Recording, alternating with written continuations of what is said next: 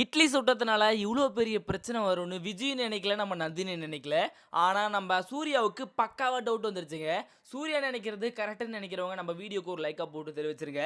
அதாவது அர்ச்சனா கண்டிப்பா அவ தான் இத பண்ணியிருக்கணும். நான் கண்டுபிடிக்கிறேன் அப்படின்னு பார்த்தீங்கன்னா சொல்லுவாங்க. ஏன் இப்படி பழி போடுறான் இவன்?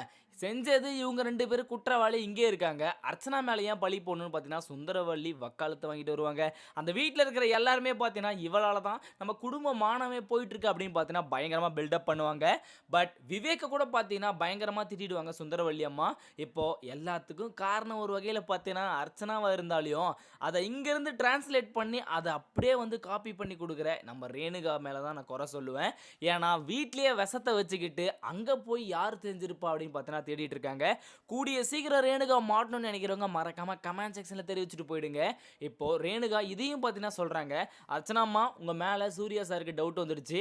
அந்த விஜய் எல்லாத்தையுமே போட்டு உடைச்சுட்டா, அதாவது சமைக்கும்போது இட்லியும் இடியாப்பமும் செய்யும்போது ஒரே ஒரு ஆள் தான் வந்தாரு. அவ்வளோ ஏன் என் ஹஸ்பண்ட் கூட கிடையாது. ஆனா அர்ச்சனா மட்டும் தான் வந்துட்டு போனன்ற விஷயத்த பார்த்தீங்கன்னா, விஜய் வந்து நம்ம சூர்யா சார்கிட்ட சொல்லவும், சூர்யா சாருக்கு உங்க மேல டவுட் வந்துடுச்சு அப்படின்னு சொல்லுவாங்க. என் மேல டவுட் வந்தாலும் அதுக்கான ப்ரூஃப் அங்க கிடையவே கிடையாது எதுவும் அப்படின்னு பார்த்தீங்கன்னா சொல்லிட்டு தைரியமா போயிடுவாங்க. பட் என்ன இருந்தாலும் கண்டிப்பா நம்ம சூர்யா கிட்ட அந்த அர்ச்சனா மாட்டிக்கிட்டு முழிக்க தான் போறா ஒரு நாள். அவ மாட்னால்னா இந்த வீட்ல இருக்கிற ரேணுகா சில்லு வண்டு கண்டிப்பா மாட்டிக்குங்க. அப்ப பலார்னு ஒரு அறைய விட்டு கேட்க போறாங்க நம்ம நந்தினி. ஸோ இப்ப என்ன நடக்குதுன்னு பார்த்தீங்கன்னா, டைரக்ட்டா வந்து எப்படியாச்சும் அர்ச்சனாவா தான் இருக்கும். அத கண்டுபிடிச்சே ஆகணும் அப்படின்னு பார்த்தீங்கன்னா, நம்ம சூர்யா பயங்கரமா களத்துல இறங்குறாரு. தேவையில்லாத வேலைலாம் இந்த வீட்ல பண்ணிட்டு இருக்கீங்க.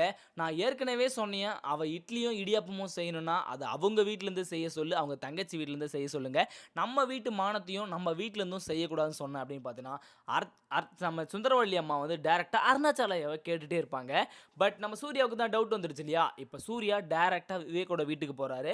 அதே மாரி அங்க யாராச்சும் இருக்கான்னு தேடுறாரு. நம்ம அர்ச்சனாவுக்கும் கால் பண்றாரு. எதுக்காக அந்த இடத்துக்கு நீ வந்த? இவங்க உன்ன கூப்பிடவும் கிடையாது. கரெக்ட்டா அவங்க செய்றத பார்க்கணும்னு சொல்லியிருக்க.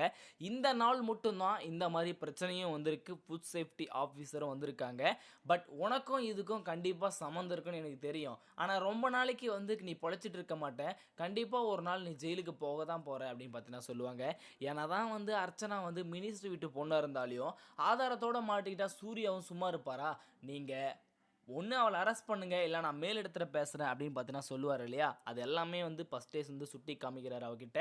ஸோ அர்ச்சனா வந்து எப்படியாச்சும் இவங்கள நெனச்சியே தீருவேன், அடைஞ்சியே தீருவேன்னு இருக்காங்க. ஆனா நம்ம சூர்யாவும், நந்தினியும் பெர்ஃபெக்ட்டான ஜோடி பொறுத்துன்னு நெனைக்கிறவங்க மறக்காம கமெண்ட் செக்ஷன்ல தெரிவிச்சிருங்க. ஏன்னா, அவர் எது பண்ணாலும் சப்போர்ட் பண்ற ஒரே ஆள் அருணாச்சலையும், சூர்யாவும் தான். ஸோ இதே மாரி இன்ட்ரஸ்டிங்கான வீடியோ நீங்க பார்த்து தெரிஞ்சுக்க நம்ம சேனல சப்ஸ்கிரைப் பண்ணி பெல் ஐகான கிளிக் பண்ணிக்கங்க. அப்பதான் நான் போடுற வீடியோ அடுத்தடுத்தே உங்களுக்கு நோட்டிஃபிகேஷனா வந்து சேரும். அப்படியே என்ஜாய் பண்ணிக்கங்க வீடியோ பார்த்து.